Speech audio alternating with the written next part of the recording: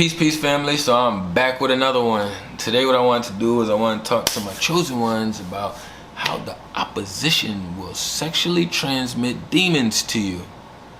I know some people take the STDs, Nah, it's sexually transmitted demons. The same way we can use our sacral chakras and we can give life, the same way we can use our sacral chakras and destroy life. I don't know why this one is so complicated for everyone to understand and comprehend. You can give life with your sacral chakra, you can take life with your sacral chakra. We have to start being more aware and stop thinking everything is just surface level and that, women only get affected by this in this department, it doesn't affect men the same way.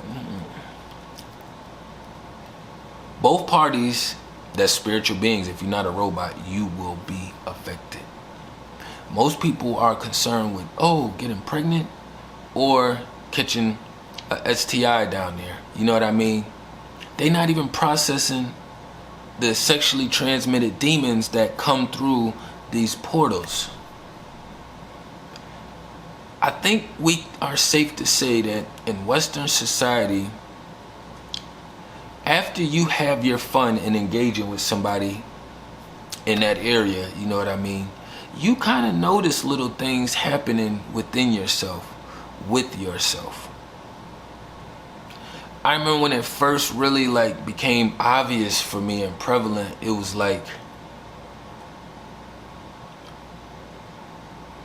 I would say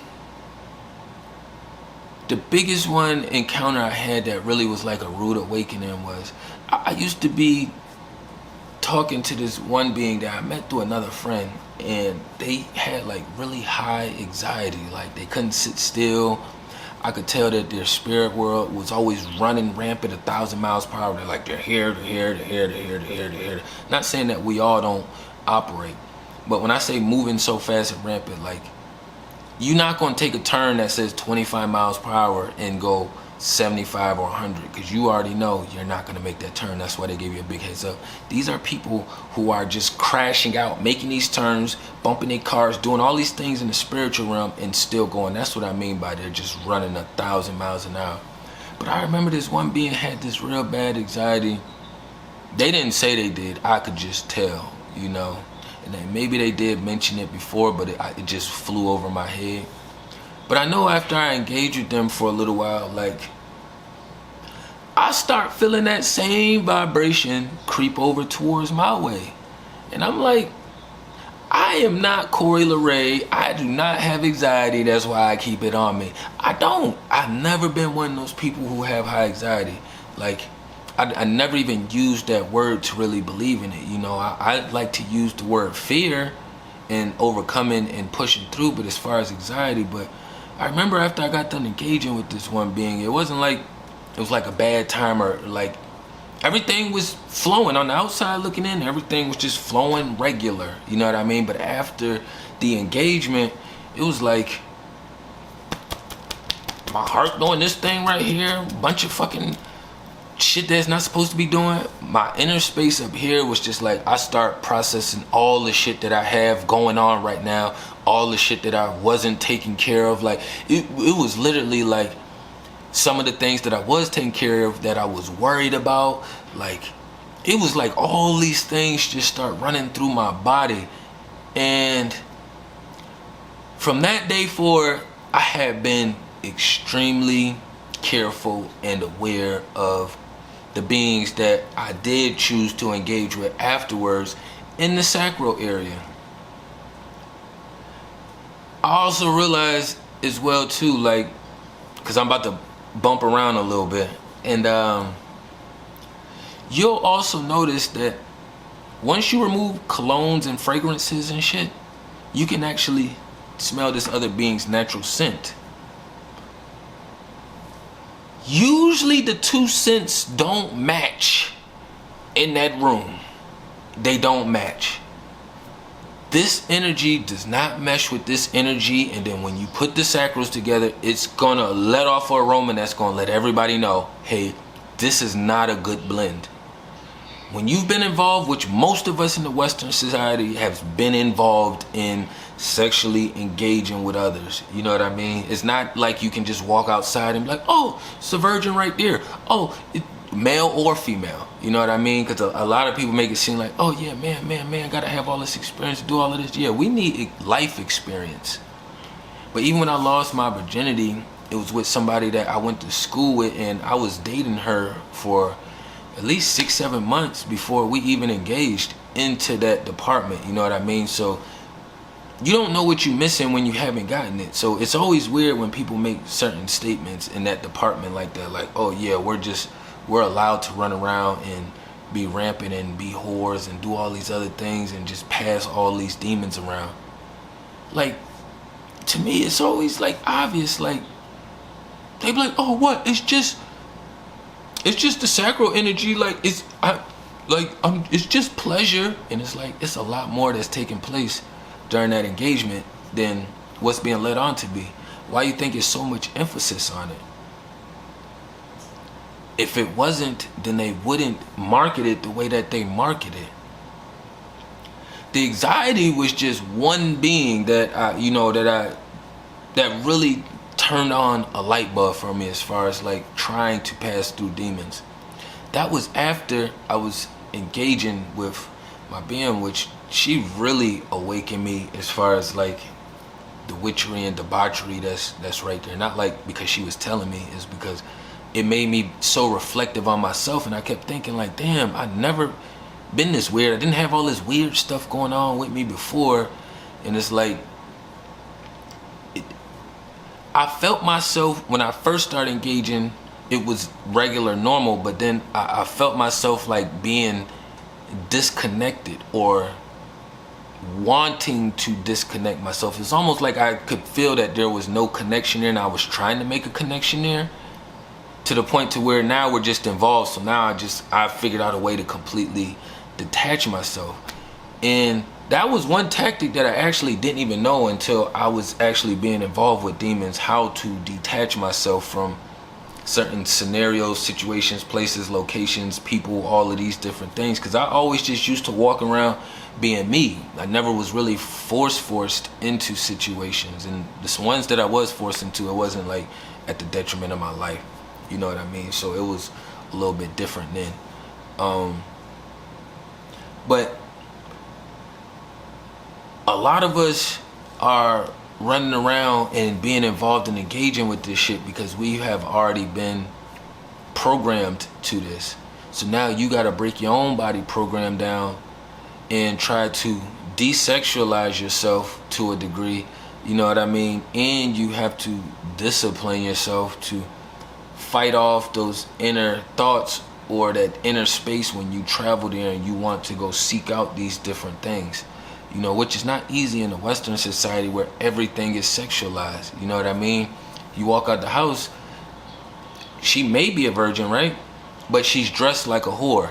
So in your mind, men are visual creatures. We're already getting stimulated just from visually seeing this. As I got older, it made me gain more respect for the Islamic culture, because it's like, now I get it. I used to be so pressed and concerned with y'all being hot in all these clothes and all these things, but I realized how powerful the sexual energy is, especially when it's led by a female, you know, how much power and pull that it does have. For me, I've always had females my entire life, from when I was little to, I could say, 5, 6, 7, 8. It all started around. I've always been able to engage with females, so I was never one of those people who just never had to involve myself with females, never did females like activities with them, or like been around or engaged with them. Like they've always been there. Not saying that females raised me. I'm just saying my mom and dad, the universe, did a really good job with the recipe, so that way I could fit in and blend into this Western society where I am stamped at. You know what I mean? So I always understood these things. So when it comes to some people saying, oh, men will just stick their thing in anything, it's like, no, I wouldn't know. I've turned down a lot of females in my lifetime. I've turned down a lot. I've skated on a lot of situations, you know. The people who are in those spaces are really thirsty, they're really demonic, they have no discipline or very low discipline. You know what I mean? And I'm not saying that to say that I haven't engaged with people that I probably should have, but I also chose them. That wasn't me saying like, oh, well, I just don't have no choices or no options or anything in that department. You know what I mean? That wasn't the case. But understanding like how these demons are transmitted and transmuted, like why would we never process that? If we know that things in the physical realm has a flip side to it, there's always another side to the coin. Why don't we look at life the same way in the spiritual realm? See, we call them babies, right? We be like, oh, you're having a baby. It's like you're bringing another life force here. See, we already minimize the baby, the whole process in itself. You know what I mean? And then people feel as though like, oh, well, it hasn't fully grown the body or all this shit. So you feel the need to swipe left on it, you know, get rid of it. You're like, oh yeah, I'm not ready. Most people aren't ready. You can go overseas everywhere else and you will see the lowest of the lowest income still having families and doing their thing in that area. You know what I mean? But back to these demons, like when you are engaging with these people, you will notice subtle things that start to happen in your life with your body, in your travels, quote unquote dreams, things that will transpire and happen, and all from having these encounters with the sacral chakra intertwining with other people, you know. And once you become enlightened and you know where you stand and where you ride at, you'll never be able to view life the same way, and it will always be consequences for engaging with some of these beings when we know that we technically aren't supposed to, but we are a product of our environment to a certain degree. You know what I mean? So, and I say that to say like all of these habits are not easy to break. So a lot of these things is things that we just got to work on a day-to-day basis. You know, I would say like the two that I mentioned just a little bit ago, you know, I never really had like bad dreams or bad travels, but when I was engaging with my BM a long time ago, my mini is 8 years old. We haven't been involved since my mini was like 2 or 3, something like that. You know what I mean? So it's been a lot of time has passed. I had a lot of time to look back on our situation, my life, reflect, figure out where I can pull lessons and all of these things out of that. But I realized like I never really had a bunch of, I'm not a bad dreamer. I don't have bad dreams. I don't have like a lot of bad travels in the spiritual realm. I have them occasionally, maybe twice out the year, maybe twice. But I noticed when I was with my BM before, they was happening more frequently, and I would find myself in my spiritual realm, like when I'm dreaming, like in these fearful states, and I'm like, it's like an abundance of fear, and I'm like, what the fuck is this? It's like the opposite of the way I live my life, and I'm like, oh my God. And all I do is want to wake myself up. Once I start sleeping in my own space after all of that shit, it was peaceful. It was subtle. I didn't have this being having other entities try to jump into my vessel and, you know, create this self-doubt within me, or to put all these other like little word spells and like whatever it is that they be doing to kind of like muddy the water. I didn't have to deal with any of that. And I realized too, after each person we engage with, you don't just create a soul tie, right? Soul ties is just like you are unable to get them out of your spiritual realm. There's people that you can forget about. There was no soul tie created there. But the ones who always have a spot in your inner space, there was a soul tie created there. It didn't matter if it was a one-time engagement. It could have been strong enough to create that soul tie, and now that being has a spot to live in your inner space. You don't forget the name, you don't forget the encounter, you don't forget how it went down, how it happened, all of these things. But then you have some that who's just been so out there that they don't remember.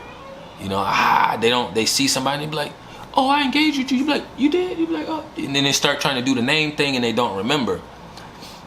It's not that, it's this process that we have out here, it goes for both parties. You know what I mean? The only time I believe in that man is allowed to have more than one is if he can afford to take care of both or multiples or however he does it. I'm talking about physically and spiritually. Physically and spiritually being able to do both. That's the only time in my world where I can actually, and talking to source, where I can actually see an agreement with it, you know. But outside of that, and plus I have to process, if there was no system in place, how would we have this thing structured, you know? But once you're able to break all this shit down and you understand these things, like most people be worried about the wrong things when they are engaging in sacral energy. You be like, oh, well, I use protection. All I can do is laugh when they say, oh, wow, I use protection. The best protection is no sacral energy. That's the best protection. Like you trying to tell me, okay, let me go to the store, get this little rubber thing with all these chemicals on it that was made in the lab, put this on me, and then now that's safe? I don't know what chemicals is on it that's already seeping through my pores, or that's going through my urethra, that's going through any of, you know, one of our most powerful areas that we have down there. You know what I mean? And of course, it's already enough information out there with women and birth control. The fake birth control. You control your birth by being more fucking disciplined and not giving your box to everybody. When I say everybody, I mean giving it to all the people you want to give it to. Because I know that most females not just out here just stand on the street, just here you go, here you go, here you go, here you go, here you go, here you go, here you go, here you go. No, they're gonna pick and choose. They be like, I like that one. Then they're gonna have like 10 or 20 that come across. They be like, nope, nope, nope, nope, nah, hell no. Then they see another one, they be like, yeah.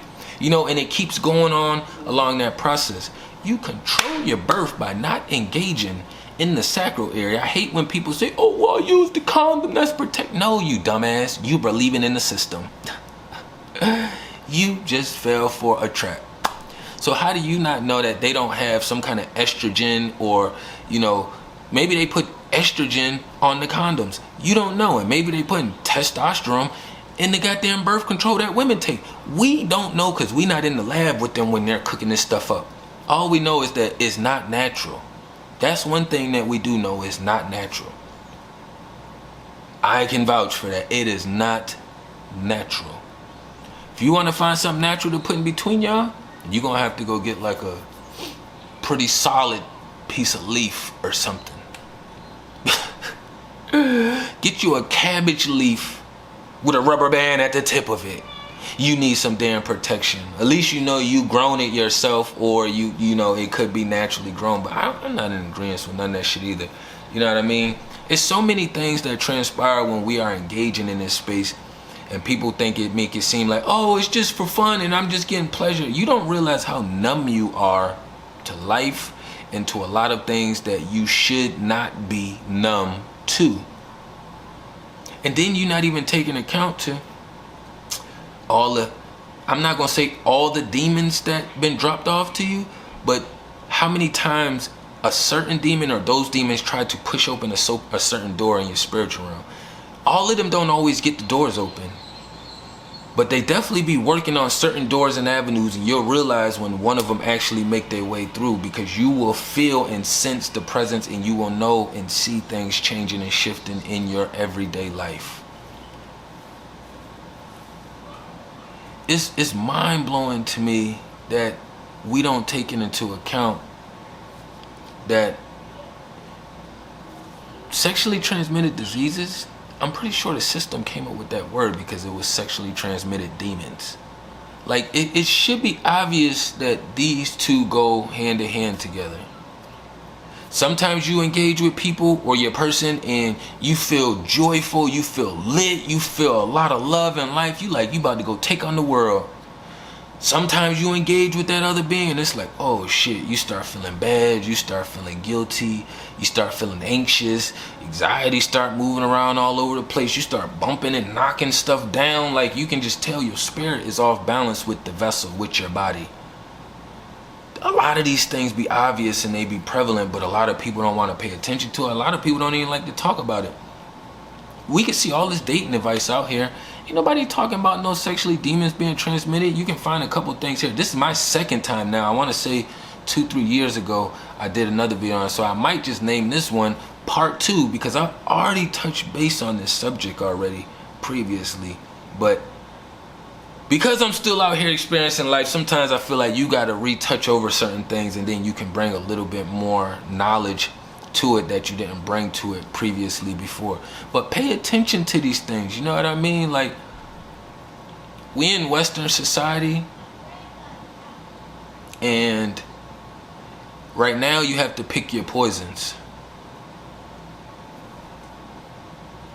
I know some people don't like the reality of life. But you have to pick your poisons.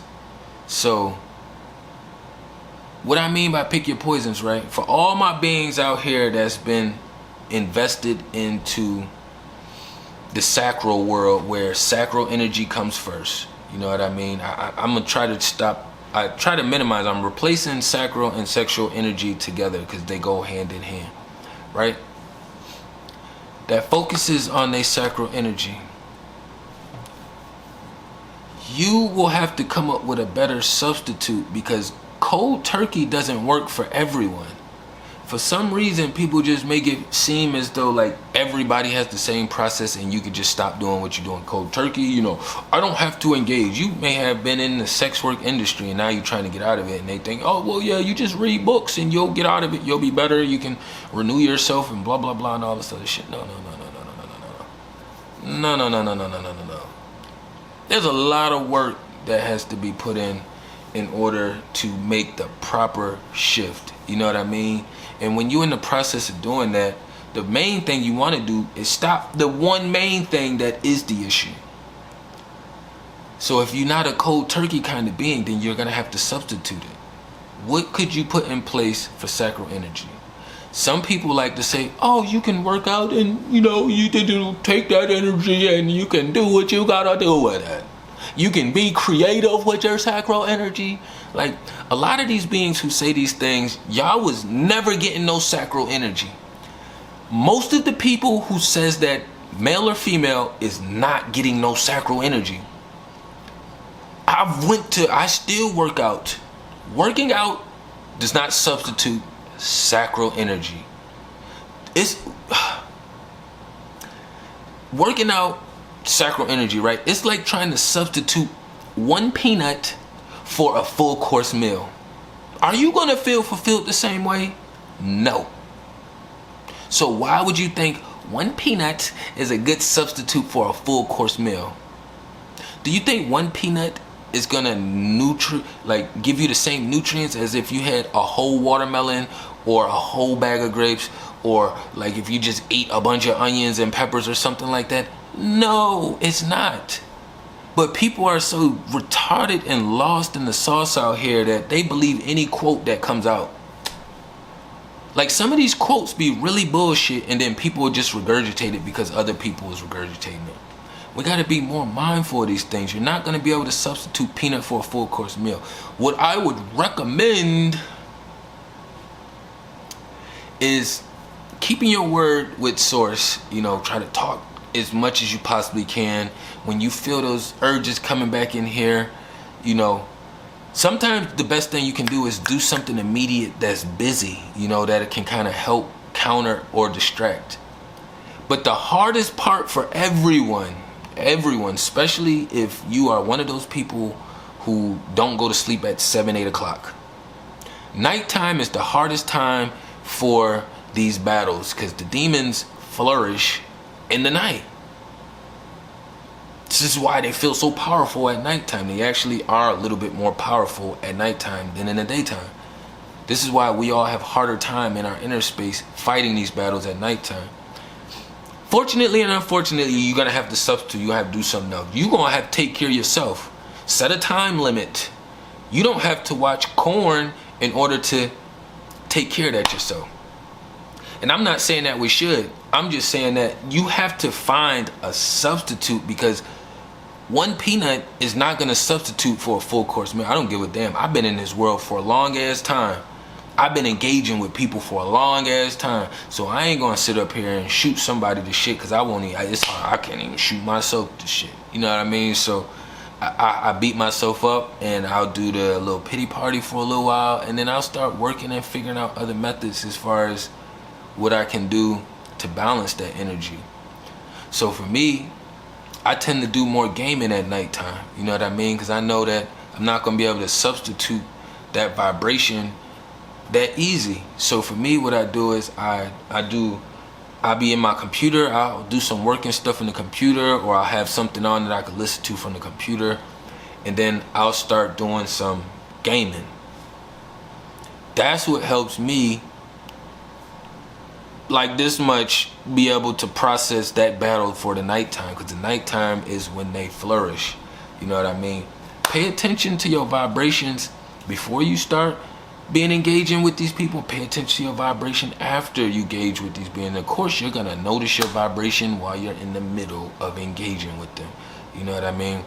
But it's a lot of demons that's getting passed. If you ever noticed that most of the beings, especially when you're a light being, most of the beings that you engage with on that sexual level, they usually full of life, they full of joy, they ready to go take on the world. And then on the other end of the spectrum, we sitting over here like, damn, I feel guilty, I feel bad. Why did I do that? What am I doing? I should have never did that. You go through all these different things while you just looking at the other person like, yeah, that was great, huh? That was good, huh? I'm about to go to work. I'm about to take on the world. I'm about to go fix my car. I'm about to go build a museum. They about to go do all these extravagant things with the energy they extracted from you, and that demonic energy they was able to dump and transfer over to this side.